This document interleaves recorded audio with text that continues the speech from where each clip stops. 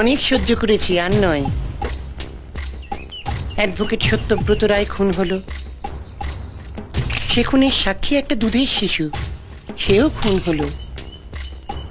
MLA Bablu কোলে নিরুদ্দেশ হয়ে গেল। এসবের পেছনে আছে একজন মাফিয়া, বিন্দু মাসি, আমার ভাই। গ্রাম থেকে এসেছে। বিন্দু মাসি এদেরও শেষ করে দিতে চেয়েছিল, গাড়ি চাপা দিয়ে মারতে চেয়েছিল আমার ভাইয়ের বউকে। আমার ভাইয়ের বউ এখন হাসপাতালে। আপনি তো মাফিয়াদের পুষে রেখেছেন। আরে মুরারে, লোকে কুকুর পোষে, বিড়াল পোষে, মাফিয়া পোষি না। আমি মাফিয়ারা শেষ করতে চাই।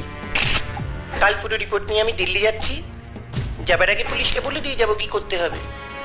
ফিরে এসে যেন শুনি এ শহরে বিন্দু মাসি নামে একজন ছিল, এখন আর নেই। হারামি।